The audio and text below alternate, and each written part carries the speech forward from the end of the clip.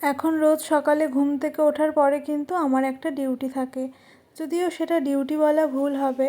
আসলে যদি এমন কোনো কাজ বা জিনিস যেটা তুমি অনেক দিন থেকে চাইছো আর সেটা যদি ফাইনালি হয়, তবে সেটা নিজে দাঁড়িয়ে থেকে করানো বা দেখার আনন্দটাই কিন্তু আলাদা থাকে।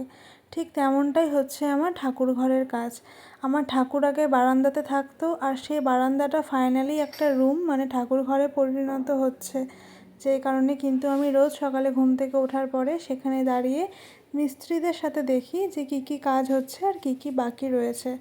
আর তারপরে আমি আমার সকালের ব্রেকফাস্ট ভাত ভাজা খেয়ে নিই, যেটা কিন্তু আমার ভীষণ পছন্দের। আর তারপরে স্নান করে চটজলদি চলে যাই পুজো দিতে, কারণ আজ পুজোটা আমিই দেবো। আর পুজো দেওয়া হয়ে গেলে আমাকে আজ যেতে হবে আবারও ডক্টরের কাছে, কারণ আজ আমার অ্যাপয়েন্টমেন্ট নেওয়া ছিল। তাই পুজো দিয়ে চলে গেছিলাম ডক্টরের কাছে। সেখান থেকে আসার পরেই চলে এসেছিলো আমার কাস্টমার।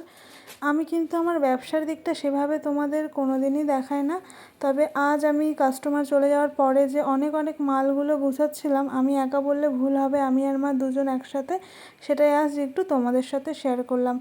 এই সমস্ত মালপত্র গুছিয়ে শোকেসে ভরে আমি এখন চলে গেছিলাম রান্নাঘরে, কারণ খাবো এখন একটু জল।